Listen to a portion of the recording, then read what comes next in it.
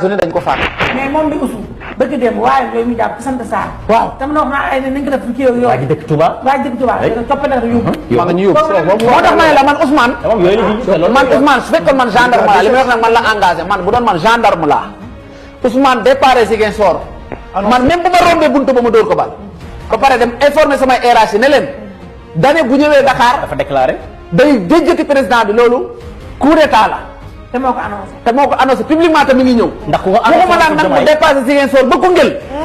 ndax ku ko annoncé woon ci Diomaye gii dañ la war a dóor. li jàpp ko amul fu ñu koy yóbbu dañ ko fal. xam nga fu amul fu ñu koy yóbbu lu yóbbul ko këram.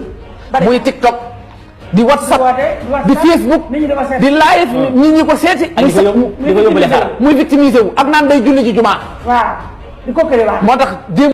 dér que li ñàkk fayda la xale bu ndaw bu tekkiwul dara koo xam ne defalul dara Sénégal ngeen koy bàyyi mu taxaw ci penc mi suba ngoon guddeeg bëccëg di saaga suñ institution yi suba ngoon guddeeg bëccëg di saaga képp koo xamante ne bi rek yaa ngi incarné suñ institution au Sénégal xale bu ndaw xool ko cur lii bu doon opposition rek lañ ko bu yàgg mais maintenant on est au pouvoir léegi nag lii bu yàggee ñàkk fayda lay jur wala bu fekkee booy bi dafa am lu mu yor ci yéen ngeen wax ñu ko quoi parce que on en a vraiment marre en fait xale bu ndaw bu tekkiwul dara suba ngoon guddeeg bëccëg ngay saaga état bi ba léegi justice oowu la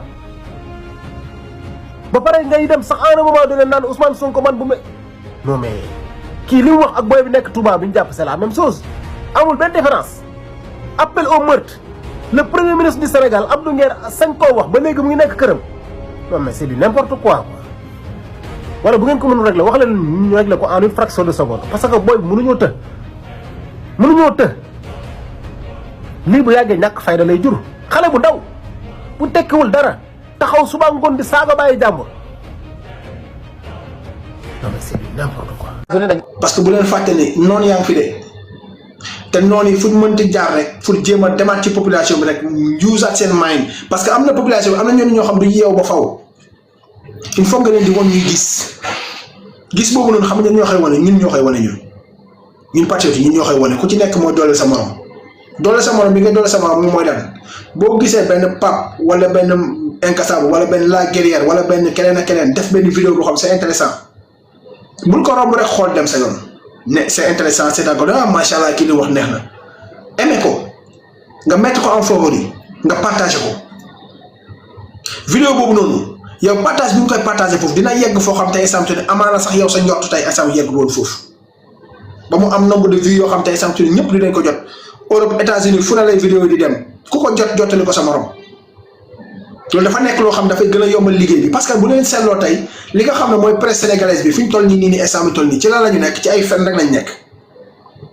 tey seetlu leen tey ñaari télé yi ñaari émission yi nga xam ne amuñ polte amuñ place ñu ñàkk jom lañ ñoo xam ne bëgguñu Sénégal seetlu leen tey barke alxuraanu karim li nga xam ne moom lay gouvernement bi di réaliser duñ ko wax de ña ngay jàll ci leneen ay Ousmane Sonko non mbaxane bi mu sol daa wee nga quoi mbaxane waru ko wan a solee nii non moom foo ko fekk lay ñàngal rek moom kat ñàngal bi da ko war a bàyyi non Ousmane Sonko instant mi toll nii moom li mu xool nii waru fay xoolee nii la war a xoolee quoi daa war a patal benn bët bi ci yow la ñu nekk duñu wax waa ji idéo li muy teg ak lan ban importance la am ak ban ak nu ñu ko wax sax ak njeexital bi lan la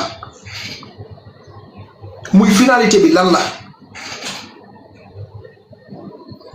parce que mosu leen a bëgg Sénégal te Sénégal mosu leen a amal njëriñ mosu leen ko bëgg parce que bëgg Sénégal mooy nga bëgg waa Sénégal bëgg li nga xam ne moom mooy doxal Sénégal kanam mais du leen ko def di leen di ñaanal encore une fois di wax ne jàmm ak salaam ci yéen ci barke Seydina Mohamed. Moustapha Diop le fait qu'il vienne d'abord. jàkkaarloo ay nawlem député c'est déjà un courage.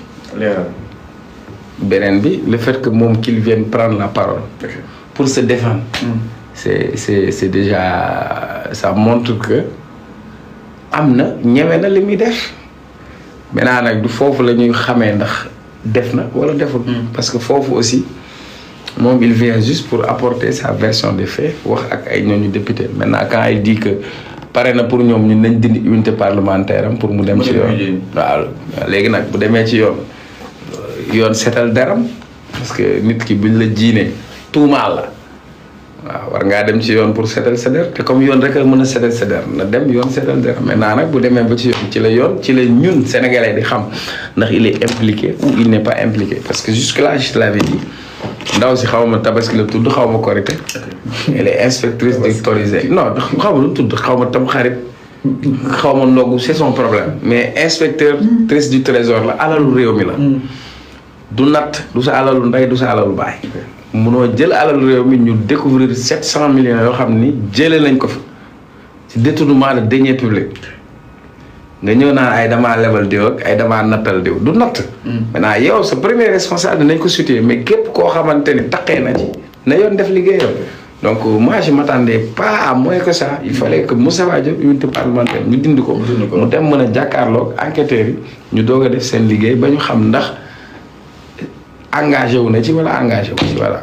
Assemblée nationale taxaw seetlu bi ak 14e législature waaye itam ak unité parlementaire yi nga xam ni itam ñu ngi fi dindi de plus en plus ça veut dire que ni li nga xam ne que moo di réduction des comptes bi dina toucher fort concrètement.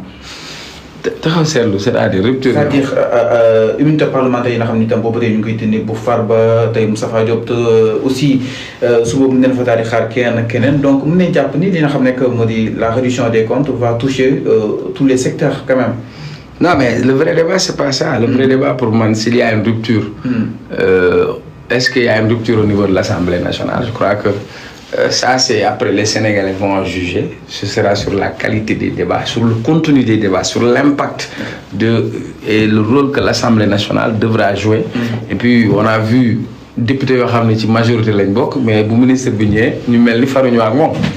loolu man waxuma ko j'ai entendu hier Tafsir Thioye qui n'est pas de Pastef man maa ko déglu émission mu ne gis na ay rupture yoo xam ni ñoo ngi ko opéré ci assemblée nationale bi parce que lépp lu ñuy def ñu woo ci ñi nga xam ne ay non inscrits lañ neneen nañ ko def inclusivité donc moom mu ko waxee dañ ciy bàyyi xel beneen bi nañ interroger histoire xam nga fii seen levée immunité parlementaire dafa am sax ay débat mais Macky Sall da doon lever immunité parlementaire sans débat.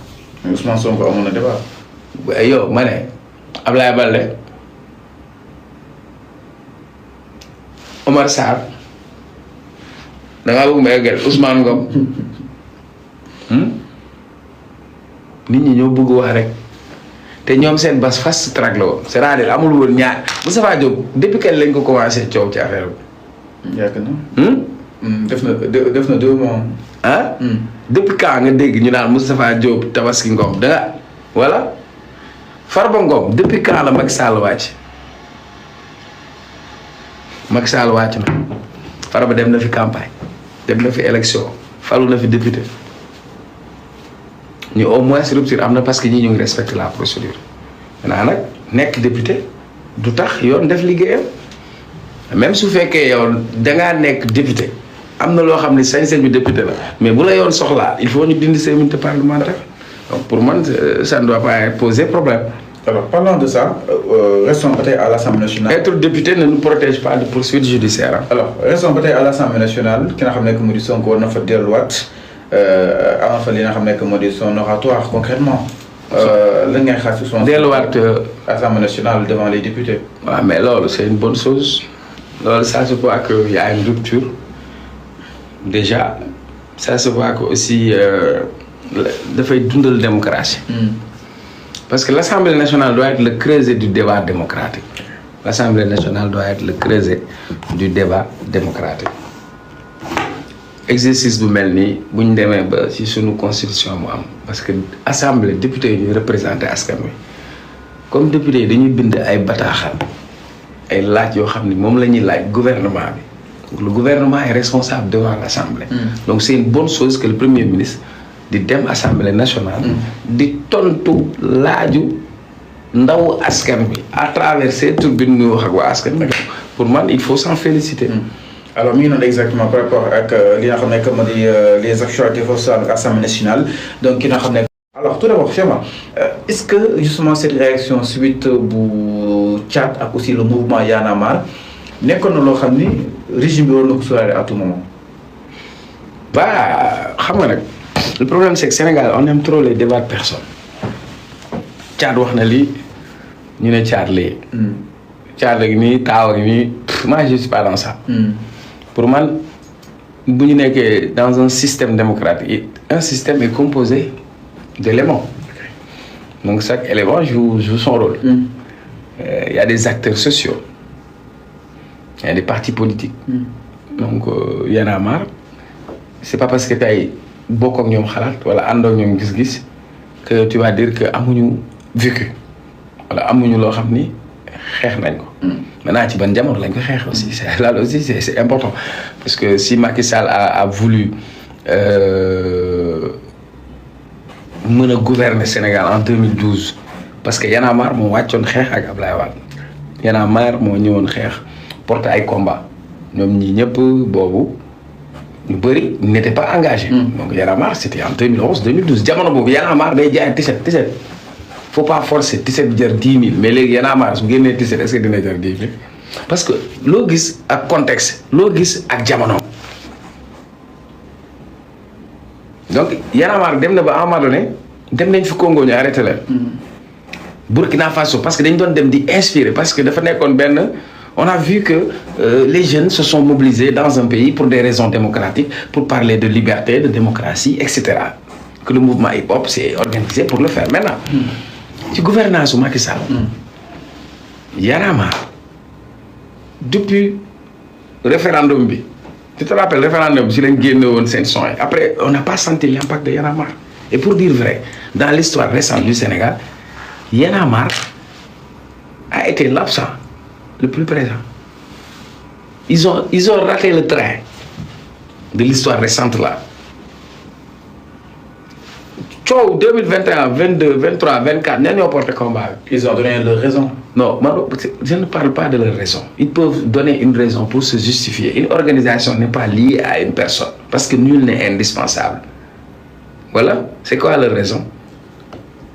Thiat dafa feebaroon. waaw suite ak conséquences yoo xam ne itam dundoon na ko si xeex. waaw dëgg la waaw. gis neen Alioune Sané si terrain bi d'où il a été arrêté si buntu këru ki nga xam ne que moo waaw léegi kilifa dafa démissionné woon ñoom Abou Diallo ak ñoom Fadel Barro ñëpp dañoo démissionné woon concrètement donc mën nañ jàpp ni Y en a marre ñi ko capitalisé woon moo nekkoon Thiat ak ki nga xam ne que moo di Alioune Sané. Oui mais c'est ça le problème parce qu'une organisation elle doit pas tourner autour d'une personne ou de deux personnes. Je te donne juste un exemple d'organisation. Sonko nañ ko tëj ci kaso bi. nekkul candidat mais Sonko nekkul candidat il y a Bassirou Diomaye Faye. Si Diomaye n'était pas candidat ils avaient Cheikh Tidiane Dièye. Une organisation ne tourne pas autour de personne. dama la juste à titre d'exemple mais dama ne la dafa am benn maanaam ci phase décisive histoire démocratie Sénégal bii nii Y en a marre daf ko raté. Aliou Sané jàpp nañ ko je l'ai défendu parce que buntu kër Sonko la doon dem pour dem ziarer Sonko mais amul woon capacité de mobilisation boobu Aliou Sané bi mu fay dem ñu koy jàpp moom kese la moom kese 5 policiers ñoo ko nguufaan j'ai dit waruñu ko jàpp buñ ne kii dafa doon def trouble à l'ordre public c'est pas vrai parce que Aliou Sané était tout seul mais Y en a marre s'est affaibli parce que Y en a marre n'était pas trop engagé ci affaire Ousmane Sonko. Que nga gis ñenn ñi bàyyi Y en a marre dem collé ci Sonko porté combat am kilifa Y en a marre la bokkoon non à l'origine lan moo tax mu ne fa ñokk Y en a marre dem tafu ci Sonko parce que à un moment donné gis na ni xeex bi dafa war a dem mu taxaw mu xeex ak Sonko moo tax mu dem tafu fa mais ñii dañoo croiser les bras def nii la mooy ki daa feebar bu feebaree amul ñeneen ñu ci bokk est-ce que benn nit la.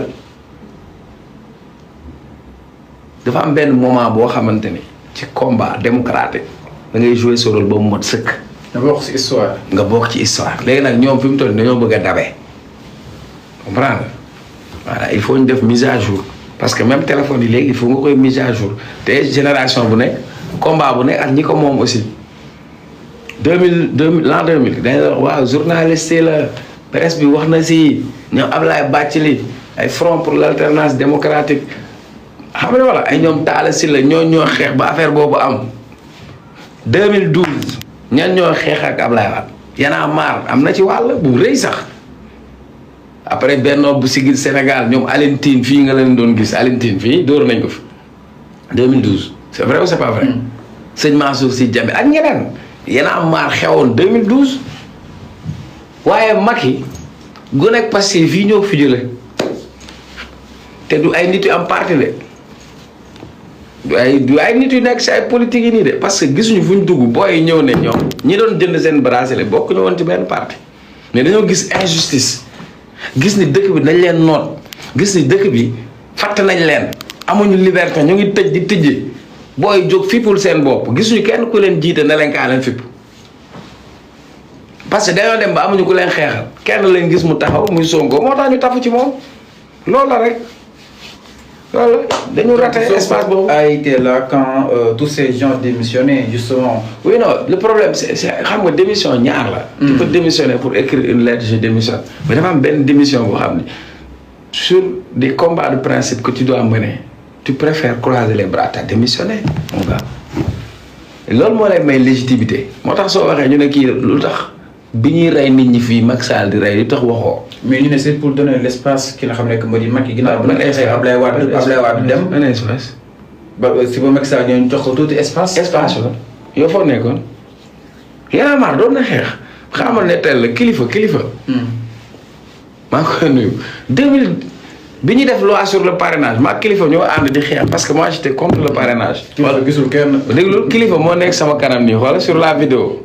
policier bi ñuy ñëw xam nga man nante laa damay gis xam nga njàppaar yi dañuy am fii ay lam fii. man policier bu ñëw dama koy xàmmee damay gis fii monoti fii dàll yi. man moo gisee policier civil yi di ñëw rek wala waaw ma damm koñ rek seey saraxi ñu jàpp kilifa parce que su ma fa taxaw dañ may jàppaale. Y'en a marre am na moment bu mu doon xeex mais dama ne la ci affaire Sonko bii.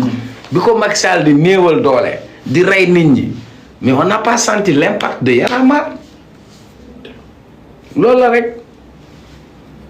alors mais Cheikh est-ce que ñoom mën nañu rattrapé wu est-ce que mën nañu amaat bu ñu amoon concrètement parce que instant bii wax na ko sànq dama nekk si rattrapé dama nekk si dabuwaat. non mën na nekk c'est possible c'est-à-dire ba tey ils ont leur rôle à jouer seen rôle mooy. dañu dafay dépendre si.